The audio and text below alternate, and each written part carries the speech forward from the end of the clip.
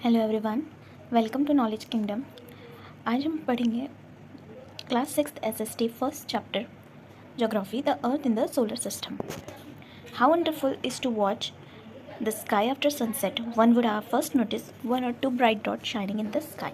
मतलब शाम के टाइम पे हमें सनसेट के बाद में सनसेट का नज़ारा देखना कितना अच्छा लगता है। उस टाइम पे हमें स्काई में कुछ वन या एक या दो ही डॉट्स शाइनिंग करते हुए नज़र आते हैं। बट जैसे जैसे टाइम पास होता है वो इतना ज़्यादा इंक्रीज़ हो जाती है कि उन्हें काउंट करना हमारे लिए पॉसिबल नहीं होता। The whole sky is filled with tiny shiny objects. मतलब पूरा स्काई कैसा छोटे छोटे ऑब्जेक्ट से शाइन करने लगता है। उसमें से कुछ ब्राइट्स रहते हैं, मतलब कुछ चमकने वाले रहते हैं, तो कुछ डीम रहते हैं, मतलब कुछ नहीं चमकते। It seems if the sky is started with diamonds. मतलब ऐसा दिखता है जैसे स्काई कैसे डायमंड्स होते हैं उससे जड़ चुका है। They all appear to be twinkling, but if you look at them carefully you will notice that some of the not twinkle as others do. पर अगर अपन उन्हें ध्यान से देखें तो अपने को ऐसा मालूम चलेगा कि कुछ ही उसमें से क्या करते हैं, शाइन करते हैं और कुछ नहीं करते। They simply glow without any flicker just as the moon shine. वो बस ग्लो कैसे आता है उन पे मून की रोशनी से उन पे ग्लो आता है। Along with these bright objects, you may also see the moon on most days. अब इन्हीं ब्राइट ऑब्जेक्ट्स के साथ में कैसा तुम मून को भी देखते ही होंगे। इट में however appear at different times. मतलब ये बहुत अलग अलग समय पे अपीयर रहता है आसमान में, डिफरेंट शेप के साथ में, डिफरेंट पोजिशन में, है ना। You can see the full moon at only in once at a month of the time. मतलब फुल मून जिसको हम पूर्णिमा भी कहते हैं, वो महीने में तुम एक बार देख सकते हो। उसके बाद में तुम उसे नहीं देख सकते। उसके बाद में क्या होता है, अमावस्या लग जाती है, मतलब नया मून आ जाता है। इस दिन sky you can watch the night sky best provided it's a clear night. Okay, do you wonder why can't we see the moon and all bright tiny objects during day time. अब तुमने कभी सोचा है कि हम moon को या फिर चाहे जितने भी ब्राइट ऑब्जेक्ट्स हो उनको दिन में क्यों नहीं देख पाते। ये इसीलिए क्योंकि सूरज का प्रकाश जो होता है वो इतना ज़्यादा होता है कि वो अलाउ ही नहीं करता। मतलब ये उनकी रोशनी सूरज की रोशनी के सामने कुछ भी नहीं रहती। इसीलिए हम उन्हें सुबह के टाइम पे नहीं देख पाते। ठीक है, हम खुद अगर आसमान की तरफ देखें तो हम खुद भी सूरज को नहीं देख पाते, क्योंकि उसकी जो रोशनी रहती है वो बहुत ज़्यादा रहती है। हमारी आँखें इतना ज़्यादा लाइट नहीं बर्दाश्त कर पाती। ठीक है, the sun and the moon are all the other object shining in the sky night sky are called celestial bodies. और इन्हें क्या कहा जाता है, सन या मून या फिर जितने भी ऑब्जेक्ट्स हैं जो नाइट के टाइम पे शाइन करते हैं उनको कैलेस्टियल बॉडीज़ कहा जाता है। Some celestial bodies are very big and hot like sun are very big, है ना, with the comparison to earth and it's very hot. और ये कैसे बना हुआ रहता है, गैसेस से बना हुआ रहता है। उसकी खुद की लाइट रहती है और खुद की हीट रहती है। ठीक है, लार्ज अमाउंट में। This celestial bodies are called stars. अब सन को हम स्टार भी कहते हैं और इसी कैलेस्टियल बॉडीज़ को स्टार भी क्या कहा जाता है, और सन भी क्या है, स्टार है। Countless twinkling star in the night sky are similar to the sun. मतलब जो तारे हमें रात के टाइम पे दिखते हैं वो बिल्कुल सिमिलर रहते हैं क्या के सन के। पर हम उनकी क्या कर पाते, हीट महसूस नहीं कर पाते, उनका लाइट महसूस नहीं कर पाते। क्यों? क्योंकि वो हमें बहुत ज़्यादा छोटे दिखते हैं। जो दूर से कोई भी चीज़ देखेंगे तो हमें वो बहुत ज़्यादा छोटी दिखेगी, क्योंकि वो हमसे बहुत ज़्यादा दूर है। इसीलिए हमें क्या नहीं दिख पाती है वो। उनका ना कुछ लाइट महसूस होता है हमें और ना ही हीट महसूस होता है। Okay, you must have notice that all object look similar when seen from a distance. अब हर चीज़ जो भी हम बहुत से डिस्टेंस से देखते हैं वो चीज़ हमें कैसे छोटी दिखाई देती है, पर अगर हमें उसे पास से देखें तो फिर वो चीज़ कैसे दिखाई देती है हमें, उसके मतलब शेप में दिखाई देती है। जिस शेप की वो जिस इसकी ओर रहती है उतनी, जैसे कि एरोप्लेन। अगर हम जाए एयरपोर्ट पे और सामने एरोप्लेन है समझो, तो फिर वो हमें कैसे दिखेगा, उतने ही साइज़ में दिखेगा जितने साइज़ में उसका एक्चुअल साइज़ है। बट अगर वो आसमान में उड़ रहा होता है तो फिर वो कैसा दिखता है, हमें बहुत छोटा सा दिखाई देता है। ठीक है, जो दूर की चीज़ें होती हैं वो हमेशा, ठीक है, मतलब वही हुआ, जो दूर की चीज़ होती है वो हमें हमेशा कैसी दिखाई देती है, छोटी दिखाई देती है। While watching the night sky, you may notice various patterns formed by different groups of stars. These are called constellation. जब हम रात में देखते हैं आसमान की तरफ तो हमें बहुत से जो स्टार्स रहते हैं कुछ कुछ अलग अलग दिखाई देते हैं, पर कुछ कुछ कैसे ग्रुप के साथ में दिखाई देते हैं। तो ऐसे स्टार्स जो ग्रुप के साथ में होते हैं डिफरेंट उनको कॉन्स्टलेशन कहा जाता है। उर्सा मेजर और बियर और big bear is one such a constellation. और उर्सा बियर बोले या बिग बियर, वो भी एक प्रकार का क्या है, कॉन्स्टलेशन है। ठीक है, एक बहुत सी आसान चीज़ है। जैसे आसमान में कभी कभी देखा होगा 7 तारों का एक जोड़ा रहता है, जिन्हें सप्तऋषि नाम से भी जाना जाता है, ना सप्तऋषि नाम से भी बोला जाता है। ये ग्रुप रहता है 7 स्टार्स का, ठीक है। इसके बारे में ज़रूर पूछना, अपने फैमिली में कोई बड़ा होगा या फिर आस पड़ोस के लोगों को, तो फिर वो तुमको क्या दिखाएंगे, ऐसे स्टार्स दिखाएंगे और उनका ग्रुप ऐसा दिखाएंगे, तब तुम्हें समझ में आ जाएगा, ठीक है। अब एंशियंट टाइम में people use to determine direction during the night with the help of the star. अब एंशियंट टाइम पे क्या होता था, ना लोगों के पास में घड़ी होती थी, ना लोगों के पास में कुछ होता था, ठीक है। समय पता लगाने के लिए वो लोग क्या करते थे, दिन का समय पता लगाने के लिए वो सन की मूवमेंट पे ध्यान देते थे, ठीक है। पर रात का समय पता लगाने के लिए वो तारों की जो ये रहती है, डायरेक्शंस रहती है, उनके हेल्प से वो समय डिटरमाइन करते थे, है ना, टाइम डिटरमाइन करते थे। नॉर्थ स्टार जो होता था, जो नॉर्थ डायरेक्शन में होता है, उसको पोल स्टार कहा जाता है। ये हमेशा सेम ही डायरेक्शन में मिलेगा आपको रात के टाइम पे, ठीक है। We can locate the position of the pole star with the help of the Saptarishi. अब हम इसका पता कैसे लगा सकते हैं, सप्तऋषि के हिसाब से, मतलब आसमान में देखोगे तो सप्तऋषि का एक क्या दिखेगा, ग्रुप दिखेगा, बट उसी के पास में क्या दिखेगा, एक पोल स्टार दिखेगा, है ना। जैसे कि ये लड़की क्या कर रही है, यहाँ पे जो ये बना हुआ है नॉर्थ साइड में, ये नॉर्थ स्टार है, ठीक है। ये नॉर्थ स्टार है जिसको वो देख रही है, और ये वाला जो है ये कैसा बना है, एक सप्तऋषि का ग्रुप बना है, जिसको क्या कहते हैं हम, कॉन्स्टलेशन, अभी जैसे पढ़ा, ठीक है। Some celestial body do not have their own heat and light. कुछ कैलेस्ट्रल बॉडीज़ के पास में कैसे खुद की हीट या खुद की लाइट नहीं होती है, ठीक है। They are lit by the light of the star, such bodies are called planet, है ना। और इसी बॉडी को क्या कहा जाता है, इसी चीज़ को प्लानिट कहा जाता है।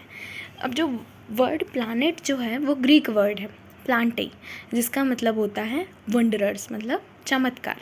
The earth on which we live in the planet, it get all heats and light from the sun. अब जो प्लानिट्स होता है उसमें कैसा कभी कभी उनका खुद कुछ रहता नहीं है, ठीक है। जैसे जो अर्थ है जिसमें हम रह रहे हैं, वो पूरे कैसे लेती है, हीट रहे या फिर लाइट रहे, हमको कैसे प्रोवाइड करती है, वो सन से प्रोवाइड करवाती है, ठीक है।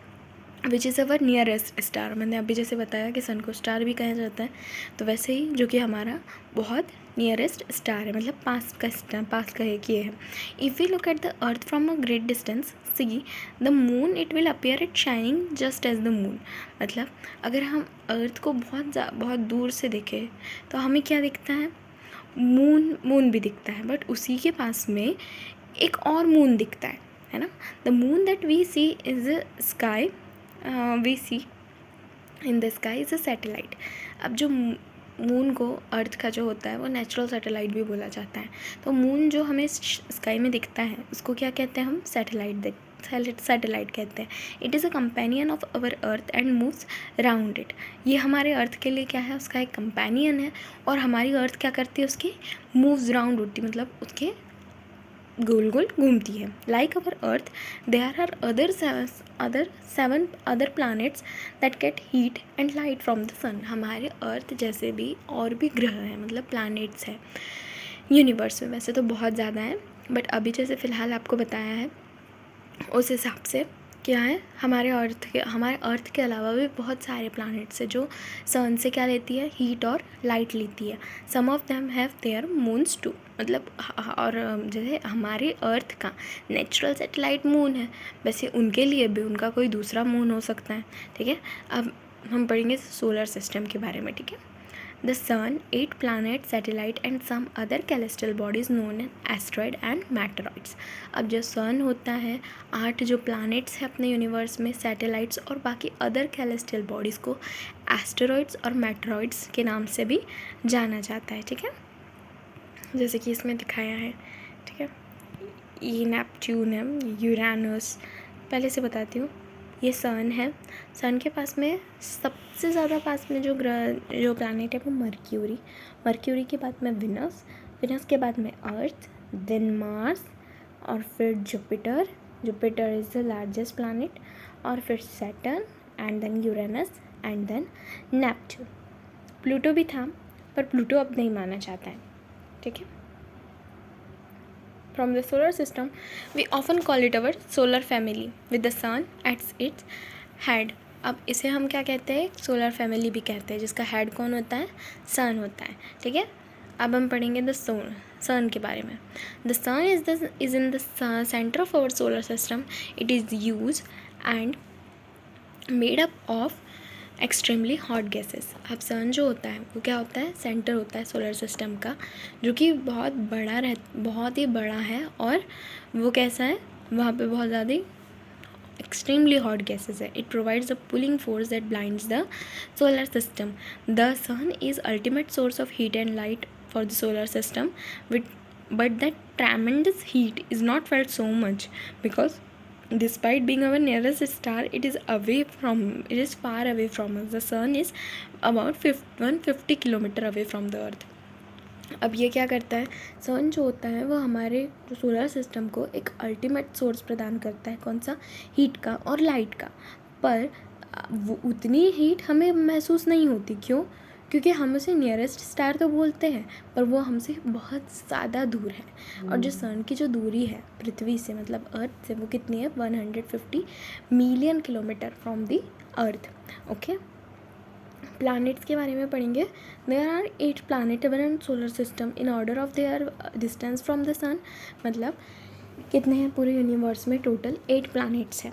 अगर हम उन्हें ऑर्डर सहित देखें तो sun, there are Mercury, Venus, Earth, Mars, Jupiter, Saturn और नेपट्यून. ठीक है, ईजी वे में अगर याद करना रहा तो इन प्लैनेट्स को कैसे याद करेंगे, my very efficient mother just served us nuts.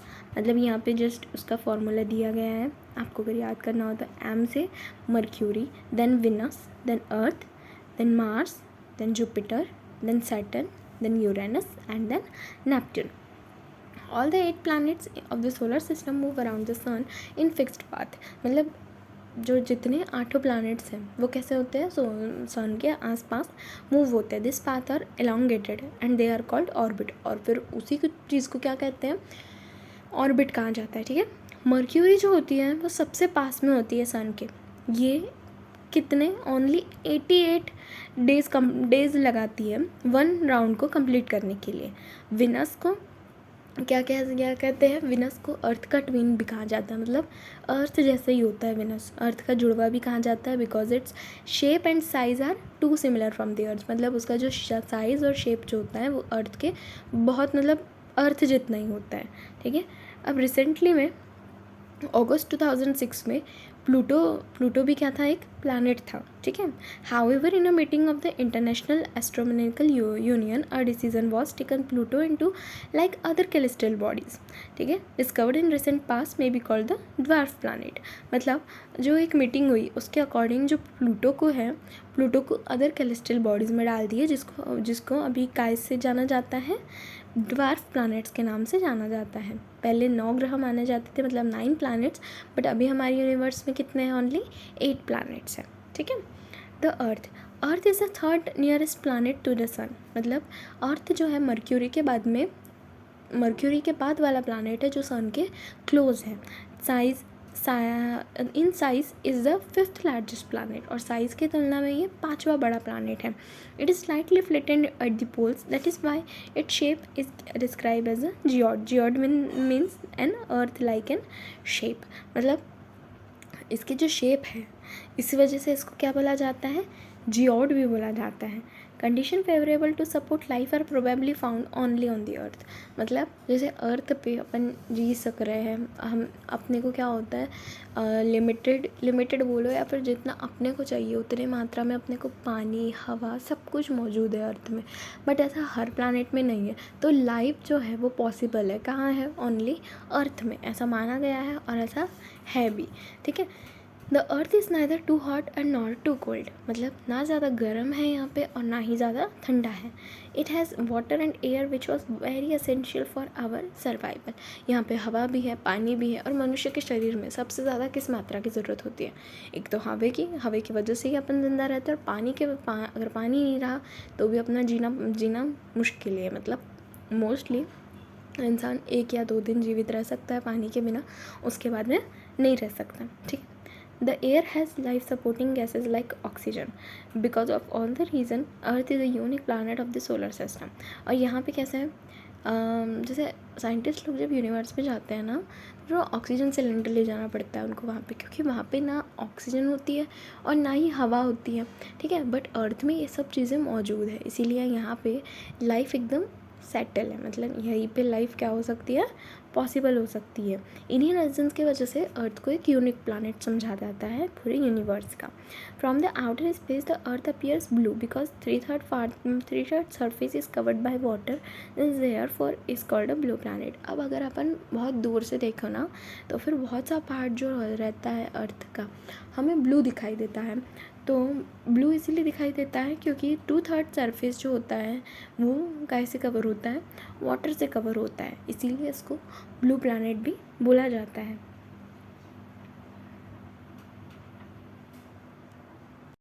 Okay, now the moon. Earth has only one satellite that is the moon. मतलब अर्थ के पास में सिर्फ खुद का क्या है, सिर्फ एक सैटेलाइट है जिसको हम मून कहते हैं। Its diameter is only 1/4 that of the earth, ठीक है। It appear so big because it's the nearest our planet than other celestial bodies. ये हमें इसीलिए इतना ज़्यादा बड़ा दिखाई देता है रात के टाइम पे, क्योंकि ये हमारे अर्थ से कैसे बहुत ही ज़्यादा पास में है, ठीक है, अदर कैलेस्ट्रल बॉडीज़ के। ये कितने दूर है हमारे अर्थ से, 3,84,400 किलोमीटर ये हमसे दूर है, ठीक है। Now you can compare the distance of the earth from the sun and the moon, क्योंकि जो सन है कितने में बताया था, बिलियंस किलोमीटर दूर है, मिलियंस किलोमीटर दूर है, और वही जो मून है वो 3,84,400 किलोमीटर दूर है, ठीक है। Moon moves around the earth in about 727 days. It takes exactly the same time to complete one spin, ठीक है।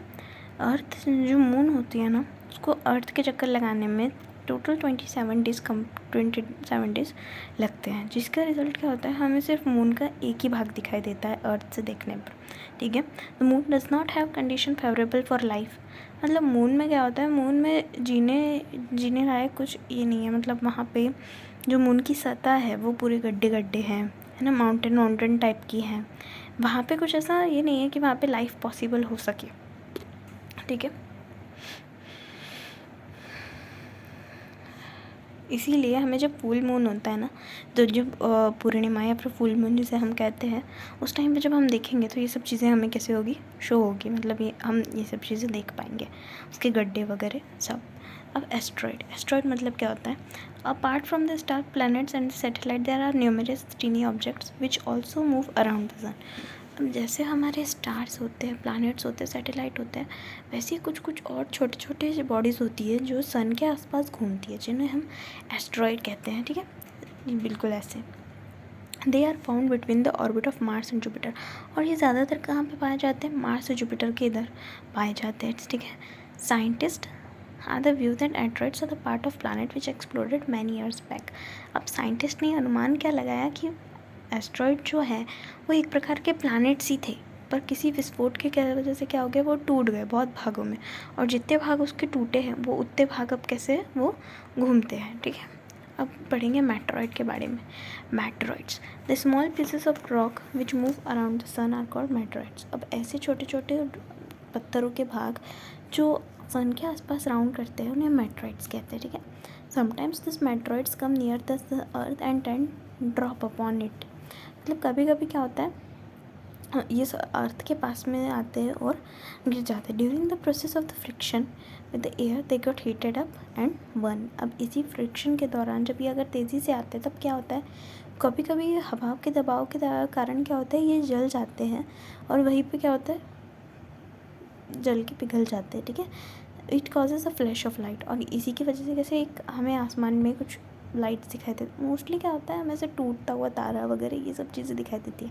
हम यहाँ से अज्यूम करते हैं यार ये कितना सही है, ऑसम है, बट अगर वहाँ पे जाएंगे ना तो ऐसे टाइप से मतलब कुछ ऐसी चीज़ें दिखाई देगी जो जैसे मेट्रॉइड्स जैसी दिखाई देती है हमें, ठीक है। दूर से देखोगे तो फिर हमें बहुत सही दिखाई देगा, बट अगर पास से देखने के लिए जाएंगे तो हम उन्हें पास से देखना पॉसिबल हो ही नहीं पाएगा। Sometimes a meteor without being completely burn found the earth and creates a hollow. मतलब कभी कभी क्या होता है, वो पूरी तरीके से नहीं जल पाते, जब अर्थ के पास में आते पूरी तरीके से नहीं जल पाते, बट इतने दूर से अगर कोई चीज़ गिर रही है तो उसमें प्रेशर भी बहुत ज़्यादा होगा, तो उसी के कारण जब वो गिरती है ना, तो जहाँ पे उस जगह पे गिरती है वहाँ पे एक हॉलो हो जाता है, मतलब वहाँ पे एक बहुत गड्ढा सा क्रिएट कर देती है वो।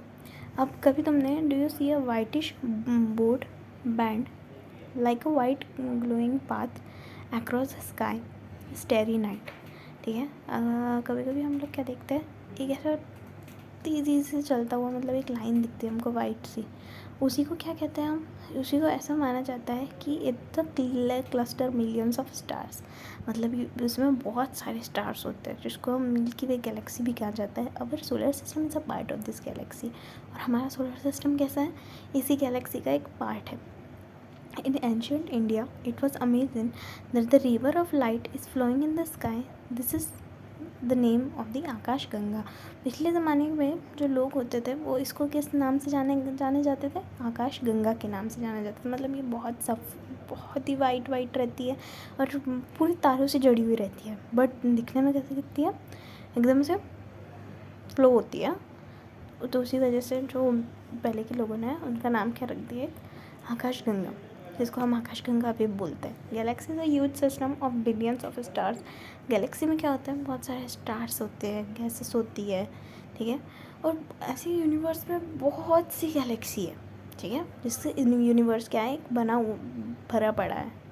यूनिवर्स ही गैलेक्सी से यूनिवर्स बना हुआ है, ठीक है। It is difficult to imagine how big the universe is, और ये बहुत ही डिफ़िकल्ट है ये इमेजिन भी करना कि हमारा यूनिवर्स कितना ज़्यादा बड़ा है। साइंटिस्ट अभी भी फाइंड आउट करते हैं, बट हमें अभी भी पूरी तरीके से कुछ मिलती है क्या, मतलब ये नहीं हो पाता है। Still are trying to find more और मोर अबाउट इट, मतलब हमारे यूनिवर्स से जुड़ी चीज़ें और साइंटिस्ट क्या होती है पता लगा रहे हैं, but we are not certain about its size and we know that all of us, you and I, belong to this universe, और हम सब इस यूनिवर्स से क्या करते हैं, बिलोंग करते हैं, ठीक है। Can you relate yourself with the universe now, you are earth and earth is a part of the solar system. Our solar system is a part of Milky Way galaxy, which is a part of the solar system universe. Think about the universe, the fact contains such as the, ठीक है। अब मुझे एक बात बताना, अगर तुम लोगों को इस एक्सरसाइज के मतलब क्वेश्चन आंसर्स चाहिए तो फिर मुझे कमेंट सेक्शन में ज़रूर लिखना, और मैं उसके लिए भी एक वीडियो बना लूँगी। अभी मैं क्वेश्चन समझा देती हूँ, अगर तुम लोगों को आंसर लगेगा तो प्लीज़ मुझे कमेंट करके ज़रूर बताना, ठीक है। How does a planet differ from a star, मतलब एक प्लानट जो होता है वो स्टार से कैसे, दोनों में क्या अंतर है, ये पूछा है, ठीक है। फिर what is the meant by solar system, solar system का मतलब क्या है। Name all the planets according to the their distance from the sun. अब जैसे अपन ने पढ़े थे पहले मर्क्यूरी, देन अर्थ, देन विनस, ठीक है, मार्स, जुपिटर, सैटर्न, यूरेनस, ऐसे टाइप से वो पूछा है, ठीक है। अब अर्थ को क्यों कहा जाता है यूनिक प्लानट, ठीक है। हम मून का सिर्फ एक ही साइड क्यों देख पाते हैं, और यूनिवर्स क्या है, इस टाइप से क्वेश्चन आंसर। अब देख जैसे कि यहाँ पे दिया गया है, take planet known as earth twin. Earth twin किसको कहा जाता है, विनस को, अभी हमने पढ़ा था। थर्ड नियरेस्ट प्लानट अर्थ है। All the planets moves around the sun, कैसे, सर्कुलर पाथ में मूव करते हैं, ठीक है, गोल गोल घूमते हैं। Pole star indicate, pole star कहाँ पे रहता है, नॉर्थ साइड में होता है, ठीक है। Asteroid are found between the orbits, asteroid कहाँ पे पाया जाता है, मार्स और जुपिटर के ऑर्बिट में पाया जाता है, ठीक है। अब मुझे बताना ज़रूर इसके, अगर तुम लोगों को चाहिए होंगे तो क्वेश्चन आंसर चाहिए होंगे तो मुझे ज़रूर बताना, मैं उसके लिए भी एक वीडियो अपलोड कर दूँगी, ओके। वीडियो कैसी लगी प्लीज़ बताना कमेंट सेक्शन में, और कुछ इससे रिलेटेड कुछ क्वेश्चंस रहेंगे, कुछ रहेगी तो फिर ज़रूर पूछ लेना, ओके। तब थैंक यू सो मच। अगर वीडियो अच्छी लगी तो फिर लाइक करना, कमेंट करना, शेयर करना, and don't forget to subscribe, okay.